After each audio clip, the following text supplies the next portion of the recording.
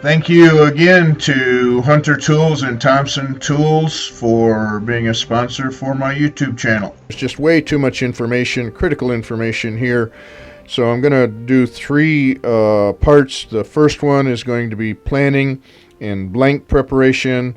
The second one is establishing the best axis on the lathe. And then the third is going to be actually the turning with the voids.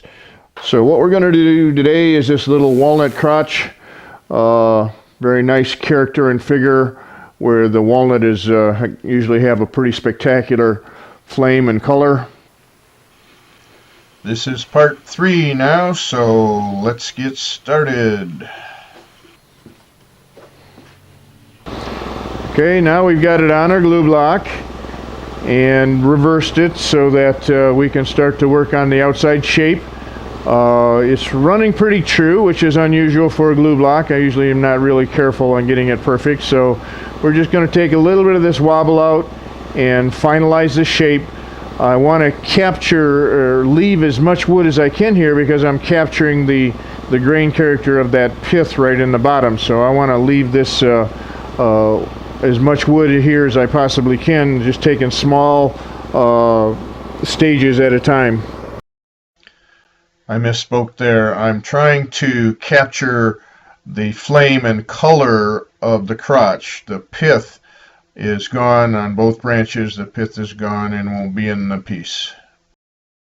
Now I have the profile all cleaned up so that there's a nice sweeping arc here, and have the waste wood away with the push cut originally and the notch thing, and then a pull cut to refine the line. Now the third thing I'm going to do is use the shear scrape and close the flute and lower the handle down so that I can clean this up so that I don't have to sand much. Very, very delicate, very deliberate shear scraping with the bowl gouge. This is all about sanding and refining this finish.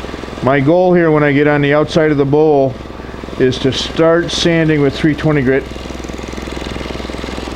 And it usually happens unless there's something really strange going on. Even brand new students coming in and working with me, they start at 220, 320 all the time. It's not difficult. Takes a little patience. Got to sneak up on it very slowly and meld in one section to the next. Okay, now when we're working way out here on the edge, we're just got a lot of air, very little wood there, so it's really hard to see. So I've got to take an imaginary line all the way out into air spaces and then back in again. I don't want to round over that top edge, so I got to stay on that line of that arc of that bowl very gently all the way out to the tip and past, all the way out into air spaces and then back in again.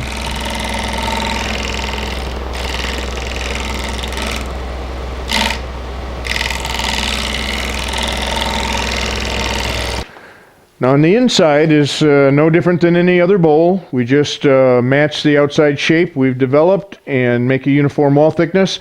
So I'm going to hog off a little bit in the middle here, and then we'll take it stage by stage to make it thin, and do the same thing that we would do if it was a solid bowl. You're going to be surprised the air spaces do not affect our cut very much. We'll show you a close-up of that in a second. When I'm hogging off, the sharp edge goes right into the side of the tree. It's fast and easy. Okay, now look at where my tool rest is. I stuck it in here real close to the side wall. I'm only going to work in a small stage. The corner is going to be way out here, so I've got to make small stages. I'm going to make this thin, and I need support. These wings are sticking out there on their own. I got to have this fat wood underneath here to support it, so I'm going to go in small stages at a time.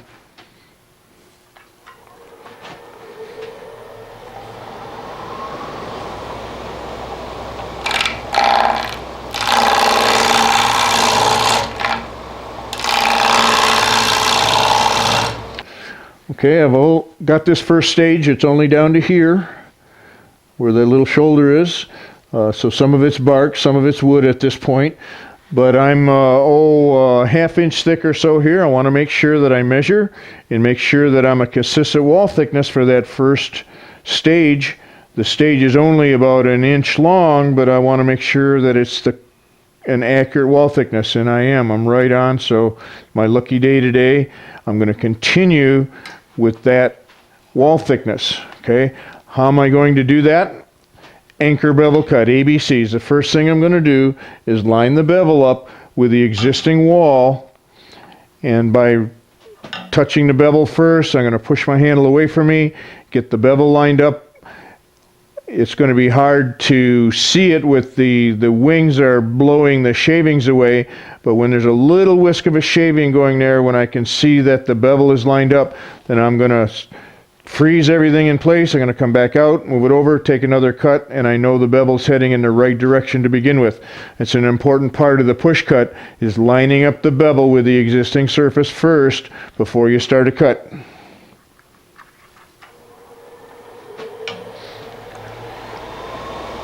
So there I touch the bevel and the cut's not happening, and I push my handle away from me. There's a little bit of shavings there. I know that the bevel's lined up. Come back out, move it over, take another cut. And now I watch the wall, the thickness of the shaving by the transition shoulder, and stop and measure again. Every time measure, measure, measure. I want to make sure it's uniform. Still good. Take it on to the next stage, or to the wall thickness that I want. I'm going to go down kind of thin. This is going to be a kind of fragile bowl, heart-shaped bowl. It's not going to be very functional. What I'm communicating here with a non-functional bowl is with a thin wall thickness is going to help do that.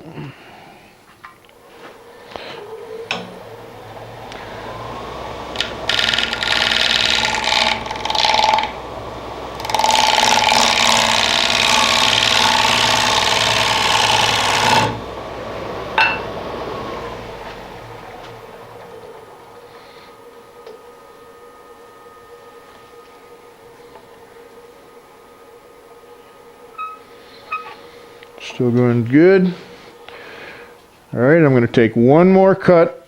So I'm going to go sharpen first, because what's left behind is going to be my finish. I'm never going back, so I want to start with a brand new sharp edge.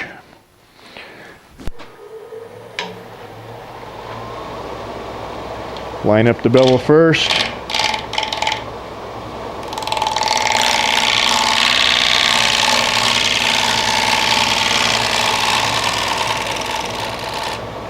Okay.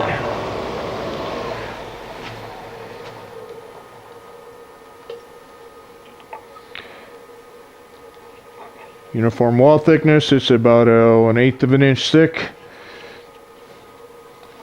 Move on to the next stage. This is the second stage now. Every time we make a pass, stop and measure. Measure, measure, measure, make sure it's uniform. All right, remember the ABCs. I'm going to get the bevel lined up with the existing surface of the first stage, and once I get the bevel lined up, I'm going to go straight forward, just pretend that transition shoulder doesn't exist, and just go straight forward into the second stage. Okay, so you're going to use a lot of hearing here to hear that touching that wing. Bring my handle forward. Make a little whisk of a shaving.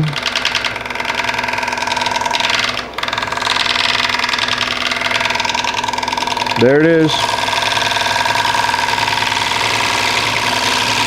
Look at the pace across the wood is very slow. The slower I move across the tool rest, the cleaner the cut's going to be.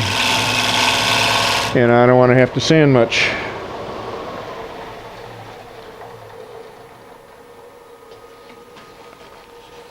Oh yeah. All right. And on to another stage. Never go back. Okay, I thought we'd take an advantage here because we have air spaces that hopefully we can see the tool. What you're doing is looking at the bevel as I'm moving it across the wood. bevel supported.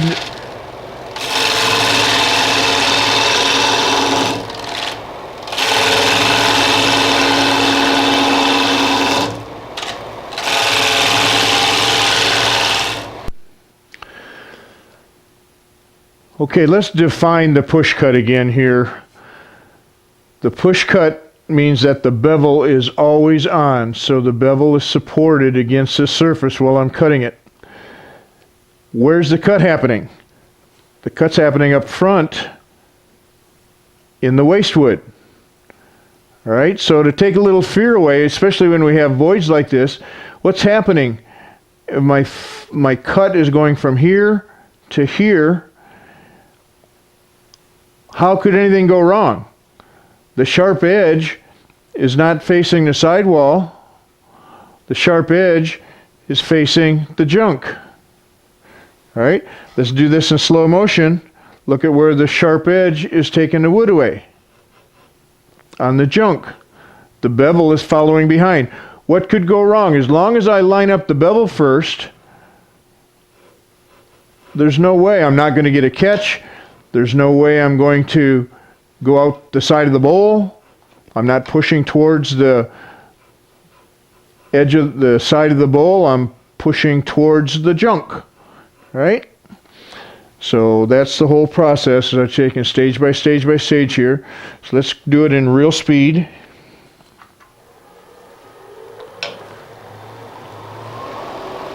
I'm going to line up the bevel first, touch the heel of the bevel. Nothing happens. Swing my handle and get a little whisk of a shaving. There it is. I got a whisk of a shaving, and I proceed forward.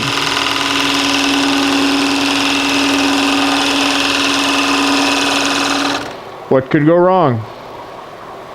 Okay, when we're doing a push cut like this, one of the things that you want to remember is you keep one eye on that wing out there and make sure that it doesn't hit the waste wood.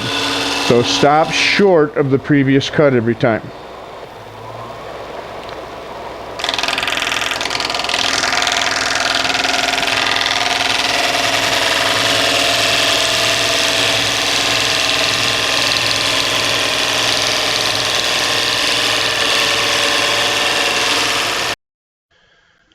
Okay, we continue to make short stages so we have support for the wood.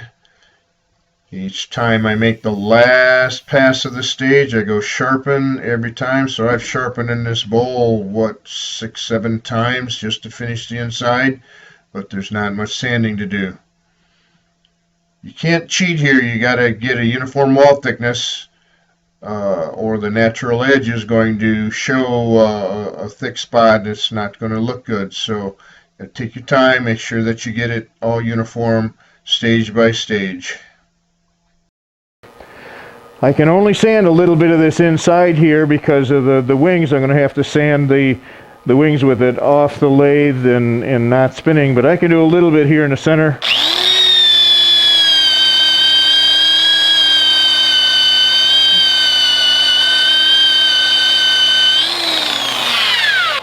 Now I only use the coarse grit sandpaper with the drill and the sanding disc, and then after that 320, 400, 600 is all by hand, because I don't want to heat this up. The fine sandpaper is going to get dull in a hurry. The key to sanding is sanding with sharp sandpaper. So we slow everything down. That's 320 here.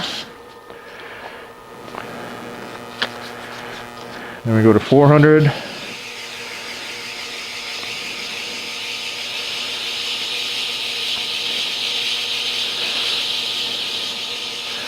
I can't do much, but I might as well take advantage of the spinning lathe doing the work for me, even this is for a small stage.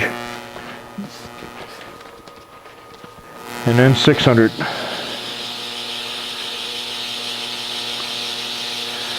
When you go from grit to grit to grit, you're only just taking the scratches out from the previous sandpaper. You're not doing any more sanding.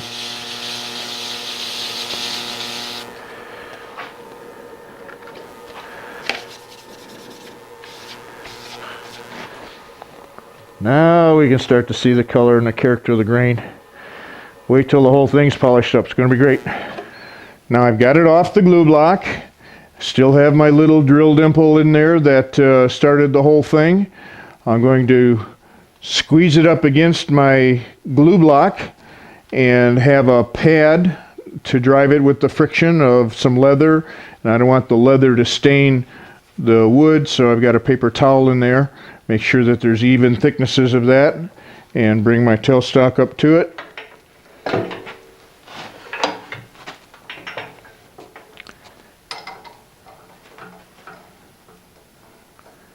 Just enough pressure to keep it from spinning. Now that I've got it secure on here with the robust live center with the blunt end here, I'm not making a point in there because I don't have much wood left. I've put myself in very tight quarters here. Basically all I'm going to do is take the glue line off and finish the bottom. I'm really not going to be able to do much because I left it thin. And I wanted it that way because I wanted to capture that crotch figure right in that middle of the tree. Just gently take the glue away and lower my handle and shear scrape this to keep it nice and clean and not have to. So all that's left to do now is to just let it dry out a bit, make sure it's good and dry, and then I'll sand this, take the little nub off that's left behind, and I'm going to clean up the bark area where the bark was. I took the bark off. That's something that is just a personal preference. I choose to take the bark off. This is going to be a bowl that's going to be displayed probably and not used. And so what does bark, when you're communicating to the viewer with your vessels, what does the bark project as an image? It says rustic.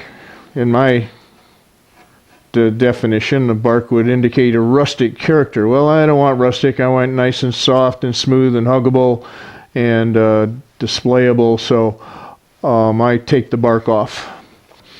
Now it's off the lathe, and we had it sanded. Went down all the way to 600 grit with a soft big pad that can get in there and sand it. Turned out really nicely with the figure of the crotch. You see where it is in the tree, how it became a heart-shaped bowl, that the bowl is bigger than the tree. If we look at it this way, where it sits with the three high spots and the crotch in the middle. Okay, thanks for watching. Catch me next time. I'm really pleased. It turned out nicely. Fun project, and a lot to learn from this kind of turning. A big thank you again to my sponsors, Mike Hunter, Hunter Tools, Doug Thompson from Thompson Tools. Check out their websites in the description below. Thanks for watching. See you next time.